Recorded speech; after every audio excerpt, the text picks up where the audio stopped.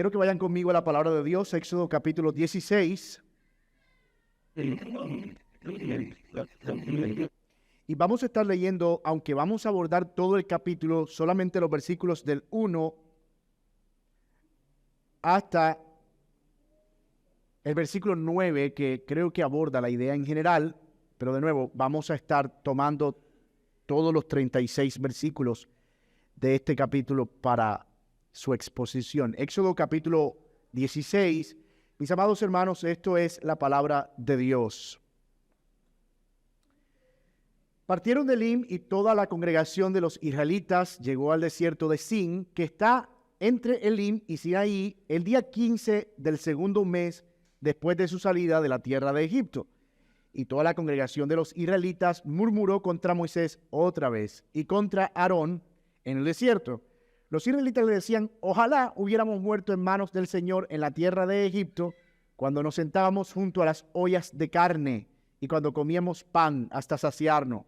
Pues nos has traído a este desierto para matar de hambre a toda esta multitud. Entonces el Señor dijo a Moisés: yo haré llover pan del cielo para ustedes. El pueblo saldrá y recogerá diariamente la porción de cada día para ponerlos a prueba si andan o no en mi ley. Y en el sexto día, cuando preparen lo que traigan, la porción será el doble de lo que recojan diariamente.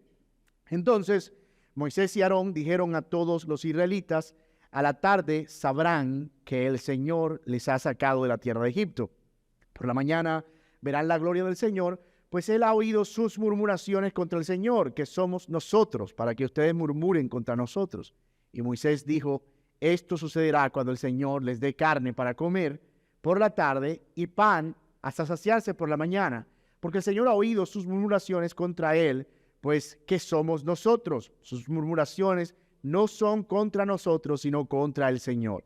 Entonces Moisés dijo a Aarón: dile a toda la congregación de los israelitas: acérquense a la presencia del Señor, porque él ha oído sus murmuraciones. Señor, venimos ante ti otra vez, Padre, en un reconocimiento de nuestra dependencia de tu gracia, de tu poder y de tu majestad y de tu guianza sobre todo. Y te pido, Señor, que nos ayudes a tener la comprensión necesaria para asimilar este texto y no solo, Señor, poder entenderlo, sino también, Señor, extraer las verdades que han de ser útiles para nuestro trasegar en este camino, Señor, que nos conduce hacia la gloria. Oramos también que nos ayudes a ver a Cristo como suficiente, como lo cantamos, que Él basta para nosotros y que no necesitamos nada más que lo que Él provee en sus palabras, que son vida eterna. Te damos gracias en Cristo Jesús. Amén y amén. Por tanto, no se preocupen por el día de mañana, porque el día de mañana se cuidará de sí mismo. Bástenle a cada día sus propios problemas. Mateo capítulo 6, versículo 34. Esas breves palabras de Jesús recogen una de las ideas más hermosas de la sabiduría bíblica. Y es esta: los que confían en el Señor pueden estar tranquilos acerca de su futuro, porque el Señor tiene cuidado de proveer lo necesario. Los que confían en el Señor pueden estar tranquilos acerca del futuro, porque el Señor tiene cuidado de proveer lo necesario.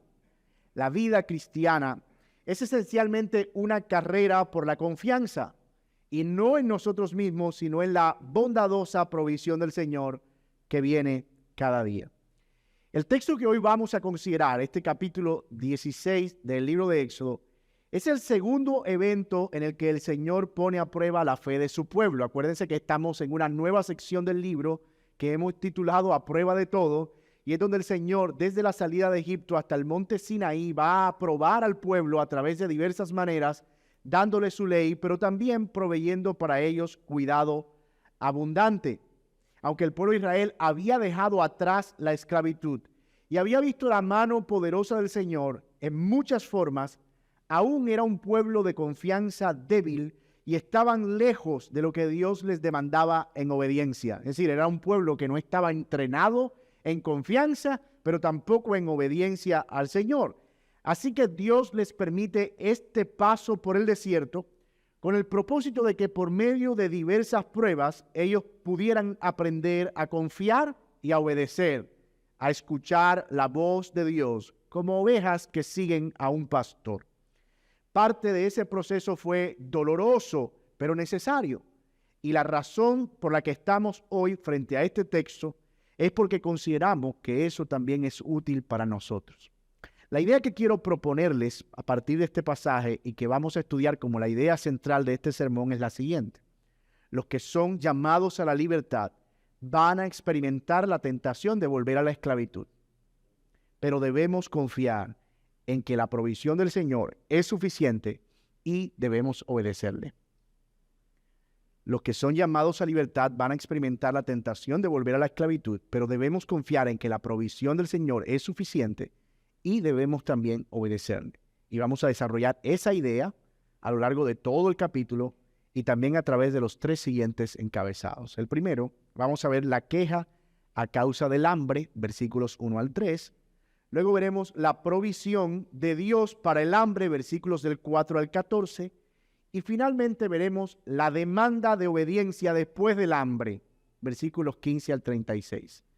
El hambre, cómo Dios sacia el hambre y lo que les pide después que les sacia el hambre, la demanda de obediencia. Así que vamos a entrar inmediatamente a nuestro primer encabezado, la queja a causa del hambre. Noten que el texto empieza diciendo que el pueblo partió de Elim. ¿Se acuerdan que Elim era ese último lugar donde estuvieron? En los versículos anteriores vemos que era como un lugar tipo oasis con unas palmeras muy altas, una cosa hermosa. Pudieron haberse quedado a vivir ahí, pero el Señor tenía otro plan para ellos. Toda la congregación de los israelitas llegó al desierto de Sin, que está entre Elim y Sinaí. Recuérdense que ellos están siguiendo la ruta desde la parte norte de la península del Sinaí hasta la parte sur, en dirección hacia el monte Sinaí. La península es como una especie de triángulo o de V que aparece ahí, y ellos están recorriendo del extremo norte de uno de los vértices hasta el vértice inferior, que es donde se van a encontrar finalmente con el Señor. Y el pueblo continúa esa travesía por el camino del desierto por donde Dios los llevaba, pero rápidamente aparece un nuevo problema. La provisión con la que ellos habían salido de Egipto, que no era poca, se había acabado. Habían pasado ya 45 días. El texto nos dice que eran 45 días, el 15 días del segundo mes. O sea, 30 y 15, 45. Y miren que, bueno, aproximadamente, y miren que en ese momento ellos empiezan a causa de esa escasez que están teniendo de alimentos, a quejarse contra el Señor. A diferencia de la queja del sermón pasado, que era por agua, esta queja se ocasionó por falta de comida, pero tiene un elemento mucho más preocupante. Número 1, ellos estaban extrañando los días de la esclavitud en Egipto en esa queja, y número 2, estaban acusando a Moisés y a Aarón de una especie de genocidio en pleno desierto. Nótenlo. Mejor no hubiese sido morir en Egipto, por lo menos allá había carne y pan. ¿Por qué nos viniste a traer a este desierto para matarnos aquí? Están acusando a Moisés de ser un genocida. Y eso no solo son comentarios resultado de la impotencia, son más bien el resultado de una cosmovisión que está dañada, de una forma de ver el mundo que está afectada por la esclavitud, todavía ligada a esos días oscuros en Egipto. Ellos no eran conscientes de que ya eran libres y que Dios era su libertador, no su victimario. En realidad, Dios los había sacado de la esclavitud, no los estaba llevando al sufrimiento. Pero ellos estaban viendo más una cosa que otra. Tal como lo hemos mencionado antes, las situaciones adversas sacan lo que realmente hay en el fondo de nuestro corazón. Y esta vez el hambre estaba dejando ver más de lo que uno esperaría ver de un pueblo que había visto las maravillas de Dios, en definitiva. Y en ese momento, toda su vida se había reducido solo a lo material. Y alguien diría, es evidente, tienen hambre, ¿qué esperabas que hicieran? ¿O es que acaso a ti no te da hambre? Bueno, sí. ¿Y acaso no pierdes la compostura cuando tienes hambre? Bueno, sí, bastante. Pero entonces, ¿por qué? Es de extrañarse que ellos estén enojados de esa manera. No tienen comida, sus niños están llorando. Es normal que se quejen de esa manera. Bueno, estamos de acuerdo. Pero el texto no nos dice que hayan tenido por lo menos algún clamor de provisión. O sea, cuando apareció el hambre y la situación de escasez, lo primero que ellos hacen es quejarse. Y allí es donde está el problema. Ellos no clamaron a Dios, aunque sabían que podían hacerlo. Ellos no oraron ni buscaron una salida, aunque sabían que podían hacerlo. Lo primero que hicieron fue que quejarse. Y eso deja ver que si tan solo pueden comer, a ellos eso es lo único que les importa. De hecho, es más importante que morirse en ese momento. Y eso muestra un desequilibrio en las percepciones de lo que es necesario y de lo que es prioritario en sus vidas. En definitiva, la sobreestimación o la sobrevaloración de las cosas de este mundo, de las cosas terrenales, es la evidencia de que no hemos sido conscientes del valor de las cosas eternas o las cosas espirituales, de las promesas de Dios. Si tan solo tuviéramos carne, ¿qué nos importa lo demás? Nunca una carne había sido tan importante en la historia del universo como para el pueblo de Israel en ese momento. La mentalidad de esclavo es la que todavía ve lo que el mundo ofrece como placentero. La mentalidad de esclavo se le olvida lo eterno y se concentra solo en lo temporal y terrenal. Los egipcios están, o los israelitas más bien, están pensando como esclavos todavía. Si tan solo estuviéramos allá, donde comíamos y donde había pan en abundancia. Pero no son conscientes que ya no están en Egipto, que fueron libres. Pero Egipto no había salido de ellos, aunque ellos habían salido de Egipto. Ese era el problema. Alguien llamó a esto una vez el síndrome de Estocolmo. ¿Han escuchado eso? Yo lo llamo el síndrome de esto es el colmo. Que consiste tanto en acostumbrarse, consiste en un afecto de costumbre y apego a los dolores y penurias de un victimario hasta el punto que se le atribuye virtud. Y surgió precisamente por la experiencia de una mujer aparentemente secuestrada por alguien y sometida a ciertos vejámenes que después que salió dijo, no, pero él no era tan malo. Todo era tan bueno ahí y tan chévere y tan fácil de procesar. Pero hermanos, eso es altamente ofensivo para Dios. Es ofensivo. Ellos están menospreciando al Señor, a quien acusan de genocida, mientras exaltan a Faraón y a Egipto, quien los esclavizó por 400 años. De verdad, ¿quién es el malo de la historia? Pero mira cómo están de distorsionados los papeles en la mente de este pueblo recién sacado de la esclavitud. Así es como funciona una espiritualidad distorsionada. Así es como funciona una cosmovisión desinformada. Así es como funciona una mente que sobrevalora más o que valora más lo terrenal por encima de lo espiritual. Algunos creyentes viven con un pie en el Señor y con otro en el mundo aún. No tienen todavía la valentía de reemplazar el gozo del Señor por el placer temporal mundano y terminan siendo pésimos mundanos y pésimos cristianos. Porque no son lo suficientemente malos para ser mundanos ni lo suficientemente piadosos para ser cristianos. Entonces se convierte eso en una especie de limbo espiritual por un corazón todavía anclado a las cosas de este mundo. Y si este es tu caso, un día ya no habrá tiempo para resolver esa disyuntiva. Un día ya no podrás servir a dos señores. Un día no podrás tener un corazón dividido. O servimos al Señor completamente o somos esclavos del mundo y sus placeres, pero no podemos tener las dos cosas. Proverbios 17:1 dice, mejor es un bocado seco y en paz que casa de contiendas llena de provisiones. Pero ellos lo estaban viendo al revés. Mejor es la esclavitud con carne que estar aquí con Dios con hambre. ¿Tú ves hasta dónde había llegado la distorsión? Si hemos sido libertados por el Señor, escuche esto, no tenemos nada que desear o anhelar del mundo. Nada. Ahora tenemos un nuevo amo y no estamos llamados a cuestionar su amor y su bondad. Porque efectivamente ese amo no es que nos ha garantizado que no vamos a sufrir, pero sí nos ha garantizado tratarnos con dignidad, con amor y con misericordia. Pero el otro aspecto de esta queja no es algo que quiero pasar por alto. Es decir, esta queja no es solo grave porque está revelando que... Déjeme...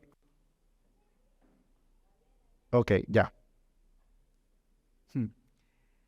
Esto no es grave solo porque ellos están revelando que todavía tienen a Egipto en su corazón, sino que ellos están acusando a Dios indirectamente, como mencionamos, de ser un genocida. Y alguien dirá, sí, pero ellos no dijeron eso a Dios, se lo dijeron a Moisés y a Aarón. Sí, pero una y otra vez Moisés y Aarón dejan claro que esa queja que ustedes tienen no es contra mí. Ustedes se están quejando en realidad es contra el Señor, porque yo no soy quien los sacó, yo no soy quien los libertó, yo no soy quien los traje aquí, yo no soy quien diseñó la ruta. Así que ustedes se están quejando contra el Señor. En el fondo, toda queja de nuestra situación presente es un reproche contra la soberanía y el gobierno de Dios, independientemente de a quién tomes como el objeto de tu queja. Toda queja de nuestra situación presente es un reproche contra la soberanía y el gobierno de Dios. Sobre todo, es como si le estuviéramos diciendo que nosotros habríamos tenido una mejor idea. Señor, perdóname, pero te equivocaste.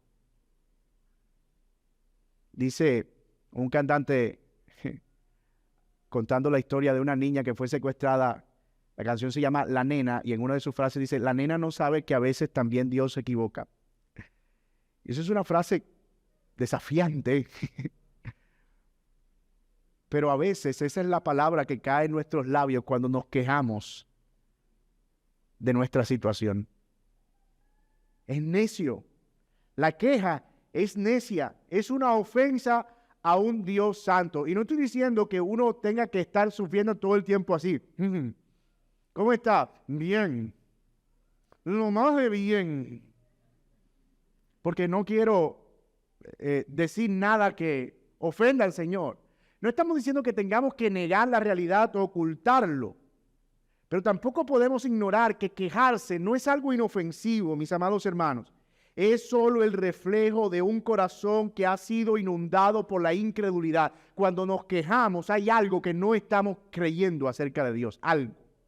No siempre es lo mismo, pero hay algo que no estamos creyendo. No se espera otra vez que vivamos en una negación permanente de la realidad y en medio de un enajenamiento emocional. Es decir, no se trata de estar diciendo todo el tiempo que estamos bien para no caer en decir que estamos mal y quejarnos y luego ofender al Señor. Pero sí que podamos reemplazar la queja por contentamiento, por la conciencia de que efectivamente sí hay una situación dolorosa, sí hay una situación de sufrimiento, sí hay una situación triste, pero yo puedo estar contento con esto cuando entiendo que Dios usa eso con un propósito particular. En eso consiste el contentamiento. Hay una razón por la que experimentamos situaciones que nos conducen a la queja. Varias por demás. Una es simplemente por la buena voluntad de Dios. Dios permite situaciones por su buena voluntad y eso puede llevarnos a la queja. Otra puede ser las consecuencias de nuestro propio pecado y en ambos casos quejarnos no trae provecho.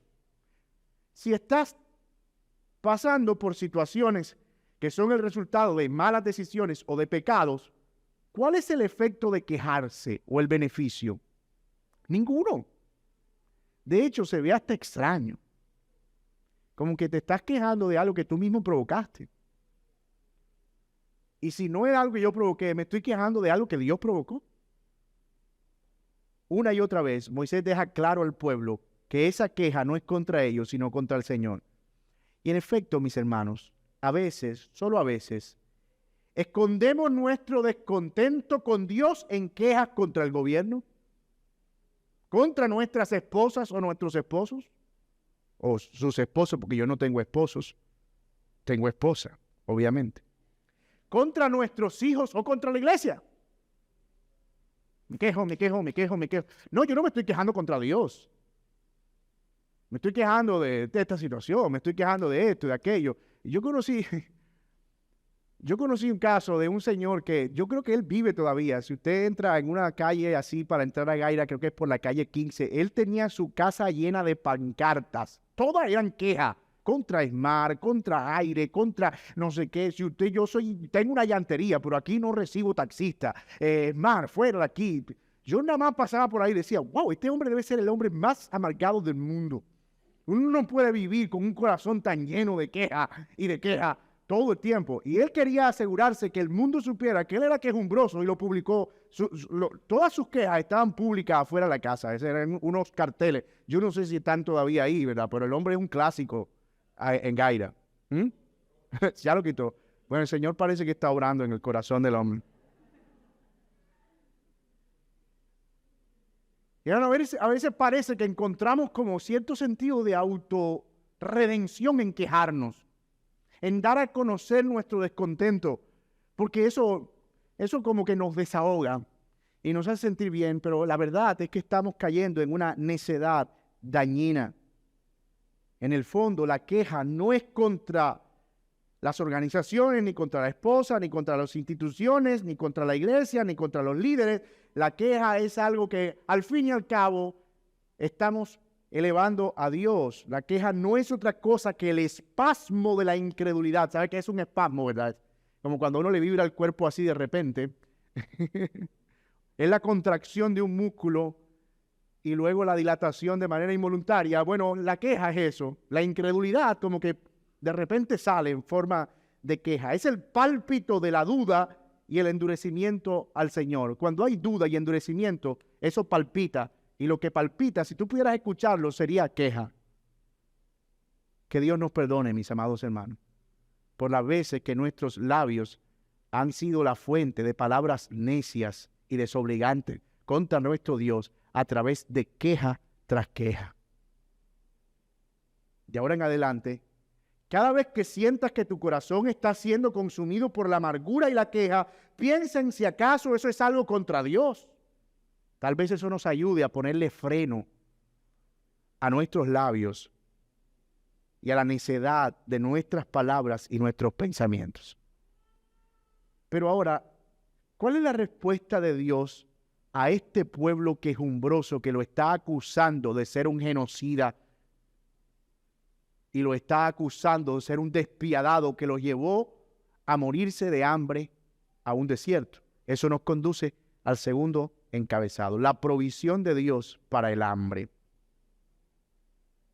Miren versículo 4. Entonces el Señor dijo a Moisés: yo haré llover pan del cielo para ustedes, y el pueblo saldrá y recogerá diariamente la porción cada día para ponerlos a prueba si andan o no en mi ley, y en el sexto día, cuando preparen lo que traigan, la porción será doble de lo que recojan diariamente. ¿Cuál es la respuesta del Señor ante esa queja? Yo haré llover pan. Qué tremendo es el Señor. Qué misericordia tan increíble la del Señor. Él obraría un milagro, le daría pan del cielo todos los días, pero también le iba a dar leyes para que la guardaran. La respuesta de Dios se parece a la que vimos en la prueba pasada, la de la sed, ¿se acuerdan? El pueblo tenía sed, ¿y qué hizo Dios? Pues le dio agua. Aquí el pueblo tiene hambre, ¿y qué hace el Señor? Les da comida. Él obra un milagro, pero además de eso, Él le iba a dar ciertas instrucciones que debían observar para garantizar su obediencia. Vamos a hablar de eso al final del sermón. Pero ahora miren, el versículo 6 es clave. Versículo 6 dice: entonces Moisés y Aarón dijeron a todos los israelitas: a la tarde sabrán que el Señor los ha sacado de la tierra de Egipto. ¿Cómo así? ¿Acaso ellos no sabían que Dios los había sacado de la tierra de Egipto? ¿No había pasado ya 45 días después de abierto el Mar Rojo? ¿A qué se refiere el texto con que iban a saber que Dios los había sacado de la tierra de Egipto? Bueno, ellos habían salido, sí, pero parece que no eran conscientes todavía de eso. Ellos todavía no habían abrazado su verdadera libertad y por eso estaban deseando volver a Egipto. En la mente de ellos estaban dando un paseo. Nos sacaron a pasear por el desierto, pero todavía como que pertenecemos a Egipto. E incluso cuando vieron a Faraón morir ahogado en el mar. Lo que hace que alguien que está en Cristo aún anhele las cosas del mundo es que no ha aprendido a conocer a Dios tal y como Él se ha revelado. Dios está interesado en que su pueblo le conozca porque entiende que uno lleva una vida de esclavitud y que necesita ahora vivir para un nuevo amo y de acuerdo con sus leyes.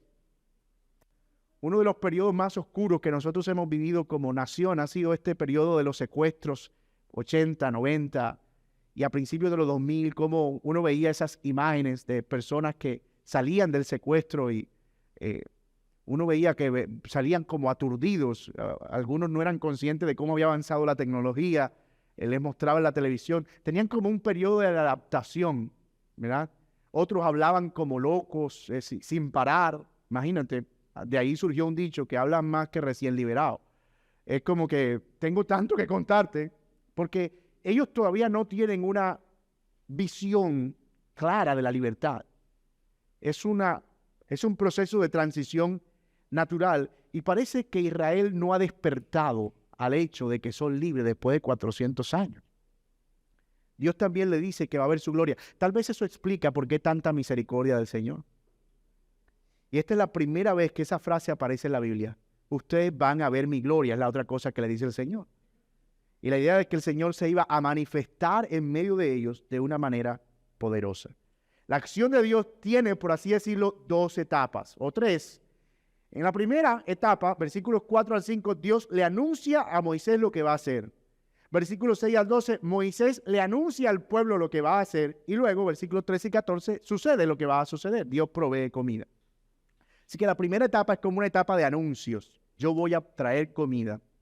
Dios a Moisés, Moisés al pueblo. Y luego, capítulo 13 y 14, versículos 13 y 14, por fin Dios trae al pueblo comida. Primero Dios envió unas codornices al campamento y al día siguiente, en la mañana, una capa de escarcha con un pan parecido a una hojuela y con sabor a miel estaba extendido por todo el campo. Es una cosa bien extraña, única en el texto. Ha habido muchos intentos de explicar eso como un fenómeno natural. Lo de las codornices pudiera encajar ahí perfectamente porque habían, y de hecho hasta el día de hoy, muchas migraciones desde una parte hacia el sur de la península del Sinaí que iban hacia la parte norte cerca del Jordán y muchas veces los vientos desviaban esas migraciones de codornices. El punto es que aquí no solo había codornices, sino una especie de pan extraño, ellos no sabían cómo explicarlo, que era dulce y alimentaba lo suficiente y en grandes cantidades. Eso es milagroso, toda vez que toda esa provisión estuvo con ellos por 40 años. No hay otra forma en la que nosotros podamos encontrar una explicación para eso, sino un milagro temporal, por cierto, porque no tuvieron maná por el resto de su existencia, sino durante todo ese tiempo. También es importante mencionar que esa no era la única dieta de los judíos. Acuérdense que ellos salieron con ganado, con ovejas, por lo que tenían seguramente leche, queso y carne muy de vez en cuando. Bueno, seguramente muy de vez en cuando. Así que, como vemos, el Señor no solo estaba proveyendo pan, sino las formas para entrenarlos en la obediencia por medio de ese milagro. Y antes de que, porque pudiera parecer que el punto central del texto es el milagro, pero en realidad el punto central del texto es las ordenanzas que Dios les da a ellos a partir de ese milagro. ¿Cómo debían guardar las leyes del Señor alrededor de esa provisión? Él le da las primeras reglas básicas y los va equipando para la obediencia. Y esa obediencia era como intentar amaestrar a un caballo salvaje. Primero les dice, el pan lo van a recoger para la porción de un día. Y al día siguiente habrá más. Tú te imaginas, esta gente era increíble. Ellos guardaban 2 días. Porque no confiaban que al día siguiente habría. O sea, Dios estaba haciendo un milagro. Le estaba diciendo, yo le doy hoy y mañana le voy a dar otra vez. Yo decía, no, yo voy a guardar para mañana de todas maneras. Y al día siguiente amanecía con gusanos. Por eso les digo, Dios está tratando de enseñarle obediencia y enseñarle confianza, pero es como amaestrar a un caballo salvaje. Esa provisión divina es una muestra del cuidado paciente del Señor por su pueblo. Él es quien provee lo necesario para todas sus necesidades. Dios está aquí saciando el hambre terrenal de su pueblo. Pero un día, Él iba a enviar un pan que saciaría el hambre espiritual. Y este pan solo apuntaba a ese hecho. Dios es el Dios que cubre todas nuestras necesidades. Juan 6, 28 al 36 leemos en una referencia significativa de Jesús a este pasaje. Entonces le preguntaron, en el evento Jesús está en el desierto, mucha gente con Él, lo están siguiendo porque Él multiplicó los panes y los peces, y Él dice, este hombre tiene pan para nosotros. La situación está crítica. Si por lo menos podemos seguirlo, habrá pan y pez todos los días. Con eso vivimos. Entonces mucha gente empezó a unirse a Jesús porque les daba pan. Y le dicen, ¿qué debemos hacer para poner en práctica las obras de Dios? ¿Cómo podemos ser tus discípulos? ¿Cómo podemos seguirte? Y Jesús le respondió, esta es la obra de Dios, que crean al que le ha enviado, al que Él ha enviado, o que crean en el que Él ha enviado. Y ellos le dijeron entonces, bueno, está bien, nosotros podemos creer, pero danos un motivo para creer. ¿Qué obra haces? Porque Moisés le dio pan a nuestra gente todos los días. ¿Qué vas a hacer tú? Ellos se estaban proponiéndole un negocio al Señor. Tú quieres que creamos en ti, pues nosotros podemos creer, pero ¿qué haces tú para que nosotros te creamos? Y Jesús le responde y les dice, en verdad les digo que no es Moisés el que les ha dado el pan del cielo. Por eso nosotros decimos que aquí Jesús está validando ese milagro del maná. Por más que nosotros queramos tener conflictos acerca de si eso es posible científicamente, nosotros tenemos que aceptar que efectivamente fue un milagro y que fue un milagro asociado a un acontecimiento real. Es decir, no fue imaginario ni simbólico. Jesús asoció y hizo mención de eso como un hecho histórico verídico. Si hubiese sido mentira, Jesús hubiese sido un mentiroso y al morir Jesús no hubiese podido resucitar entre los muertos. Así que el hecho de que Jesús validara ese hecho nos da la idea de que sucedió tal cual, aunque sea para nosotros muy difícil de procesarlo. Y Jesús dice, en verdad les digo que no es Moisés el que les ha dado el pan del cielo, sino que es mi Padre el que les da el verdadero pan del cielo. Porque el pan de Dios es el que baja del cielo y da vida al mundo. Ellos le dicen, Señor, danos siempre este pan. Y le dijeron, y Jesús les dijo, pues yo soy el pan de vida. El que viene a mí no tendrá hambre y el que cree en mí nunca tendrá sed. Ellos estaban pensando terrenalmente en que Dios a través de Cristo supliera su pan terrenal. Pero Cristo le está diciendo, en realidad el pan soy yo, cómanme a mí. Bueno, no literalmente porque Jesús no está hablando aquí de canibalismo, sino aliméntense de mí espiritualmente. Jesús se presentó como la provisión del Padre para el hambriento. Él es quien sacia el hambre. El maná en el desierto desaparecía al día siguiente, pero en Cristo Dios nos ha provisto lo necesario para la vida. Y antes de que usted empiece a ver esto como algo romántico, conviene que nos preguntemos en qué sentido Cristo nos sacia espiritualmente. ¿Cuáles son las formas en las que Cristo realmente es nuestro pan? Bueno, es útil ver esto a la luz del pasaje que estamos considerando.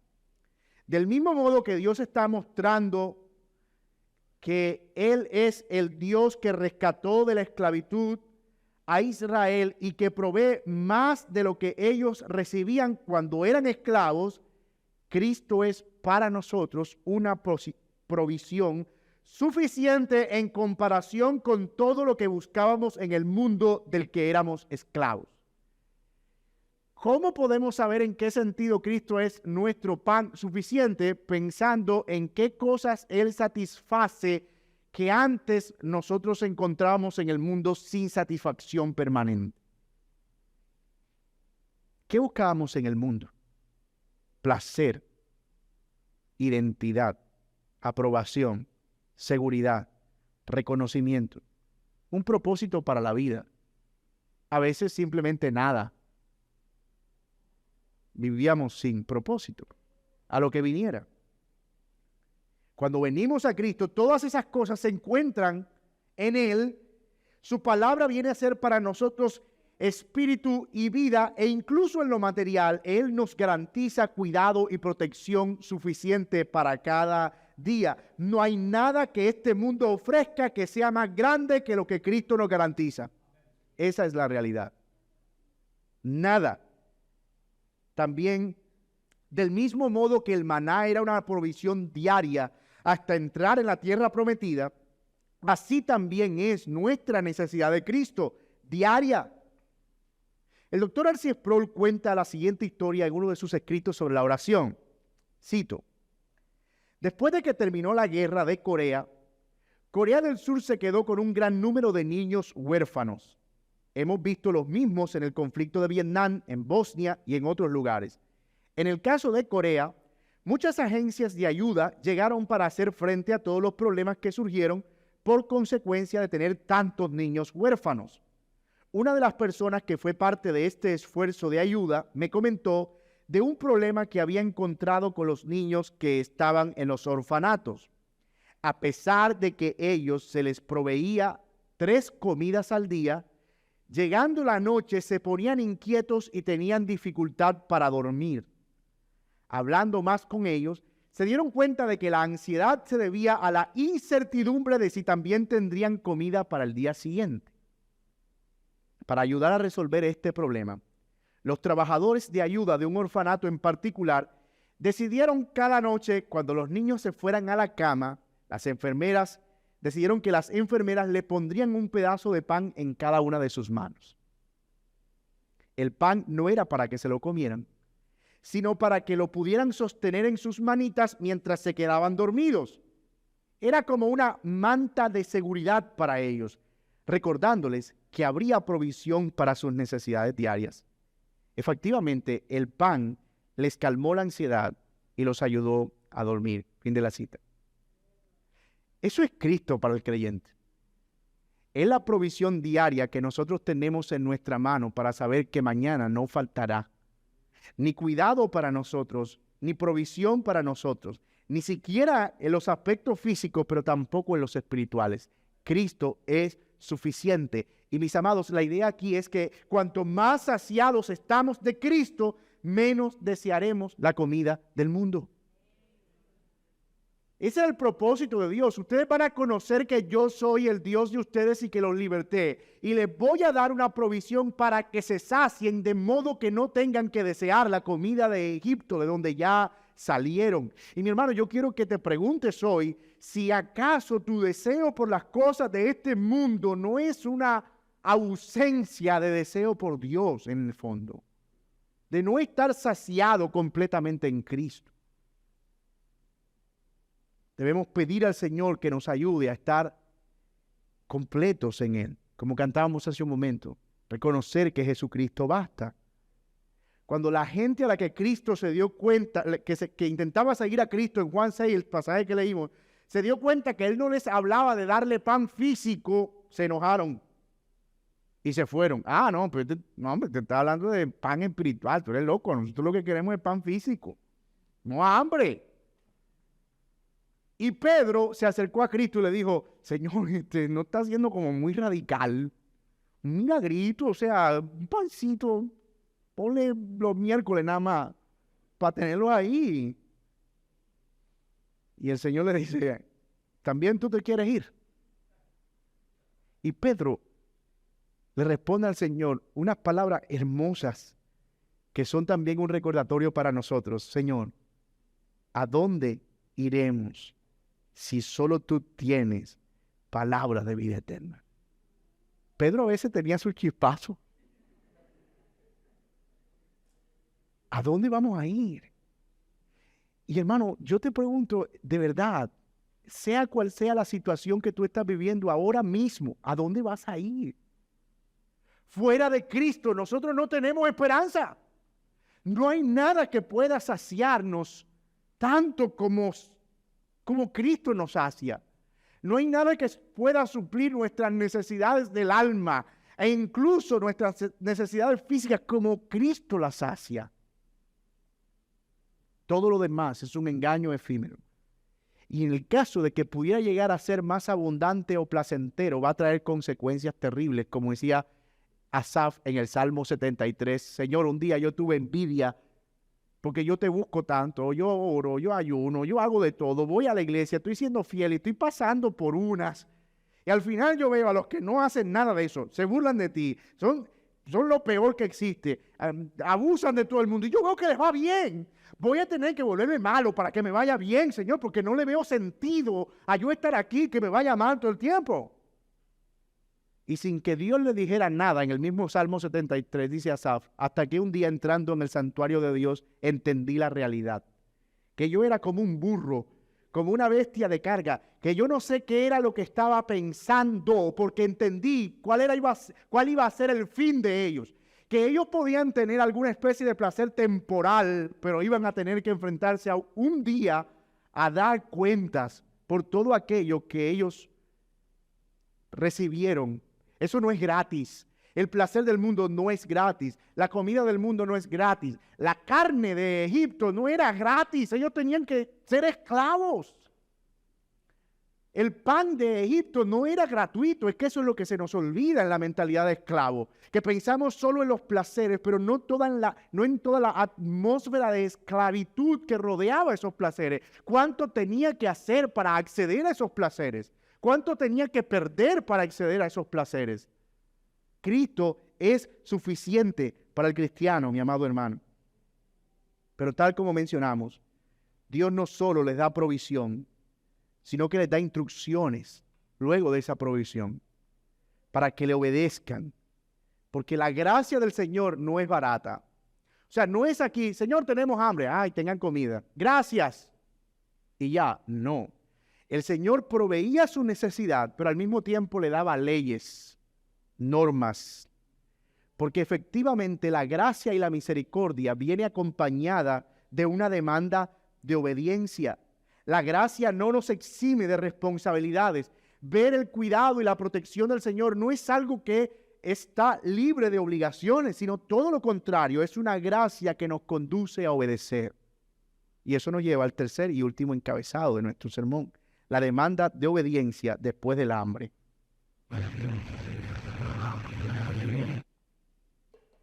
A partir del versículo 15,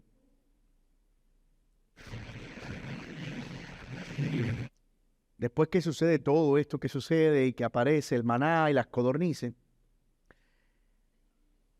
encontramos 3 mandatos de Dios relacionados con nuevas ordenanzas.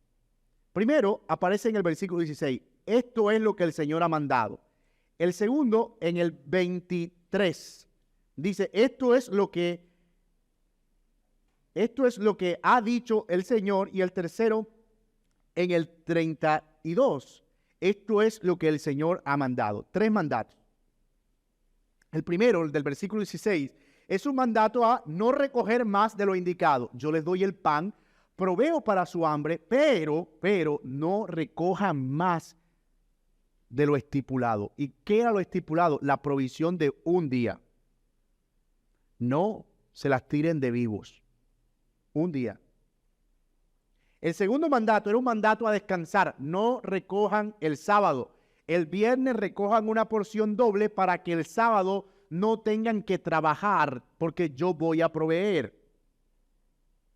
Y el tercero era un mandato a recordar la obra de Dios. Agarren un poquito de eso y guárdenlo por generaciones para que ellos sepan que Dios sustentó a este pueblo en el desierto.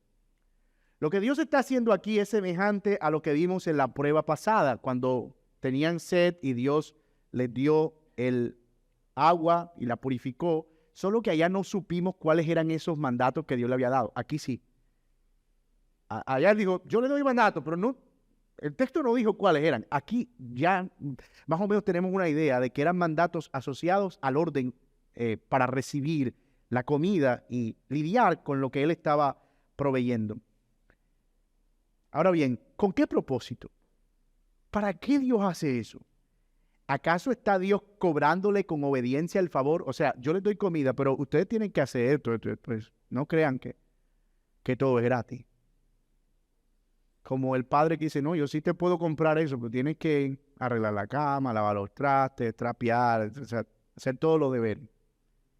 Es como un trueque. No, Dios no está haciendo un trueque, no está intercambiando aquí nada con ellos. Dios les está dando nuevas reglas, oigan esto, para que ellos vivan por ellas y se deleiten en ellas. Dios les está mandando a obedecer unas reglas que más que ponerles una carga, iban a ser para su provecho. Permítanme probar eso, allí mismo en el texto. y vamos a hacerlo rápidamente. Miren en primer lugar que el primer mandato de no recoger para el día siguiente tenía como propósito que ellos aprendieran a depender del Señor y a confiar en Él. ¿Por qué Dios le dice recojan lo del día nada más y no lo de la semana? ¿Por qué el Padre nuestro dice, Padre, el pan nuestro de cada día dánoslo hoy? Porque yo no puedo orar, Padre, el pan de la quincena, dámelo hoy. Porque Dios quería que ellos aprendieran a confiar en su provisión cada día. De hecho, vemos que de inmediato violaron esa regla. O sea, esa gente estaba... El día que vieron el maná, la noche siguiente codornices, comieron hasta saciarse, pero al día siguiente cuando había maná, todo, usted puede imaginar esa bandada de gente y de haraganes, guarda, tráeme el otro tanque, lléname ahí, ay no, mira, no me agarre ese tanque, echa más. No, pero el Señor dijo que era hasta nada más un día. Hombre, no, ¿tú crees que tú vas a venir todos los días? Olvídate, ya guardate, sí, aquí tengo 4 tanques, bueno, está bueno, listo, vamos para adentro. Me imagino que se encerraron ahí en la tienda. Oye, aquí tenemos un mes de comida, Dios mío, un mes. Porque estaban pensando en no queremos volver a tener esa hambre que acabamos de tener hace 2 días. Pero el Señor, ¿qué hizo? Hizo que eso se pudriera, le salió gusano, no se lo podían comer. La inclinación natural de ellos era la desconfianza y Dios quería habituarlos a poner su confianza completamente en Él. La regla se le había dado para que ellos aprendieran a confiar, no para cobrarles el favor. En los días de la esclavitud, ellos no sabían qué vendía al día siguiente. No sabían si iban a comer, no sabían si iban a vivir. Eran dominados por la ansiedad, pero aquí Dios les está dando una ley que los está llevando a confiar. Yo sé que ustedes son liberados, recién liberados, que no saben lidiar la ansiedad. Les estoy dando estas reglas para que aprendan a lidiar con la ansiedad y a confiar en que yo soy su proveedor. Faraón no estaba interesado en darles comida a ustedes, yo estoy interesado en darles comida. El segundo mandato es la primera mención oficial al día de reposo. Dios después se va a regular en Éxodo 20, pero aquí aparece por primera vez el día de reposo. Dios les pide que el viernes tomen una porción doble porque esta vez ellos debían confiar que el día que no trabajaran, Dios iba a proveer mientras ellos descansaban y se dedicaban a la adoración. Dios les estaba enseñando que a diferencia de los días de la esclavitud en Egipto, ellos no debían trabajar todos los días sin parar como si fueran máquinas. Ahora con este nuevo amo, ellos podían confiar en que Dios les daba descanso a sus cuerpos mientras confiaban que el Señor lo controlaba todo. Mis amados hermanos, ¿qué utilidad hay para nosotros aquí? Porque tú puedes ver gente que dice, yo soy libre en Cristo, y tú ves que en realidad son esclavos de su trabajo. No hay descanso para ellos, porque la plata, las cuentas, hermano, eso va para arriba, hay que trabajar, hermano, pero mira, yo hace como 5 domingos no te veo en la iglesia, hermano, que hay que trabajar, hermano, porque en realidad tú estás siendo esclavo de tu trabajo. Esa es la realidad. ¿Saben qué es el descanso? El descanso es una proclamación de fe. Dios diseñó el mundo de tal manera que de cada 7 días apartáramos uno en el que estamos diciendo al Señor, Señor, este día yo voy a cerrar porque yo creo que tú la semana que viene y la anterior me has provisto lo suficiente para que así sea. Es una forma en la que yo le estoy diciendo, Señor, yo no soy esclavo del trabajo, yo no vivo para trabajar. Yo tengo un nuevo amo. Él domina mi vida. ¿Cuántas veces nos sentimos culpables por descansar? Yo he estado ahí. Esa cosa de acostarte un ratico, uy, que no puedo dormir, yo no puedo descansar, yo no puedo tomar vacaciones, yo no puedo, ¿por qué? Porque hay que trabajar. Si no trabajo, no come. No, si Dios no quiere, tú no comes. Es así como funciona. Cuando nosotros apartamos ciclos de descanso, lo que estamos diciendo es, no soy esclavo de nadie, yo soy siervo del Señor. Ahora, eso no significa, hermano, que hermano, como esa es la idea, voy a descansar 7 días a la semana. No voy a trabajar. No, por supuesto que no, esa no es la idea. Pero hermanos, nosotros debemos vivir con la mente puesta en el hecho de que Dios nos ha provisto la mejor manera de nosotros encontrar gozo por su provisión y gozo por el descanso que Él provee. Si el domingo, y tú controlas tu tiempo, tu trabajo y todo, y tú dices, yo tengo que trabajar hoy porque yo no sé qué va a hacer mañana, estás actuando exactamente como actúa alguien que has recién salido de Egipto. Confía. El Señor te dará lo necesario y proveerá lo suficiente. Y el tercer mandato, entonces fíjate, el mandato de descansar no era por su mal. No, yo no le estoy demandando que descansen en detrimento de ustedes, sino en beneficio de ustedes. Y el tercer mandato era el de recordar. Dios quería que ellos guardaran eso de generación en generación. Si algo no tienen los esclavos, es registro de sus memorias, porque son dolorosas. Son dolorosas. Ellos no guardaban registro de nada en Egipto, porque no había nada que celebrar, no había nada que guardar, no había nada que recordar para provecho. Pero aquí Dios les está diciendo, cuando ustedes salgan de aquí, tomen un gomer, que era como una medida, y la van a guardar y la van a poner en el arca. Por supuesto, esto da idea de que este texto fue añadido posteriormente, por lo menos después que ya habían entrado a la tierra prometida, y lo guarden en el arca para que allí, cuando ustedes estén caminando hacia la tierra prometida o construyan el templo o lo que sea que suceda, ustedes recuerden que por 40 años fueron nómadas en un desierto y Dios los alimentó milagrosamente. El mandato de recordar era una bendición para ellos porque les iba a permitir no desconectarse de la realidad de que Dios era su proveedor. Todo el dolor y sufrimiento de la esclavitud no podía ser recordado, pero ahora, en libertad, ellos iban a encontrar deleite en recordar cada día la obra del Señor. Hoy vamos a celebrar la Cena del Señor. Ese es nuestro recordatorio. Es nuestro recordatorio de la obra de Cristo en la cruz. En cómo nosotros encontramos en Cristo el pan que ha suplido todas nuestras necesidades. Para nosotros este no es un mandato gravoso. Para nosotros es una bendición porque es algo que nos permite recordar que Dios ha sido bueno, que Dios ha sido nuestra provisión suficiente. He aquí el propósito por el cual, una vez más, somos libres. Dios nos manda a obedecer, no porque tengamos que agradecerle. Los de la clase del miércoles estarán aquí haciendo conexiones interesantes. No porque tengamos que agradecerle, no obedecemos porque hay que agradecerle al Señor y devolverle el favor, porque Él ha sido tan bueno y yo no sé cómo pagarle, así que voy a obedecer. No, no obedecemos por eso, obedecemos porque es la forma de deleitarnos en Él, en su ley, porque nos ha dado su ley para nuestro bien y para nuestro provecho. Él no es un amo que da leyes para el dolor y el sufrimiento de los suyos, sino para el beneficio y el deleite de aquellos que Él ha rescatado. Por eso decía el salmista, cuánto amo tu ley, cuánto amo tu verdad, cuánto amo tus mandatos, cuánto amo tus estatutos, yo quiero deleitarme en ellos. Dios nos da sus leyes para nuestro gozo y debe ser nuestro gozo obedecerle. Así que Dios ha llevado a su pueblo, y esta es la conclusión, a una segunda prueba, una donde le mostraría su misericordia y que Él sería el encargado de proveer todas sus necesidades. Pero también les dio estatutos de modo que ellos pudieran deleitarse en esos estatutos y fueran para su gozo. Señor, tenemos hambre. Yo soy quien provee su hambre, pero también soy quien da leyes y estatutos para que ustedes se deleiten en ellos.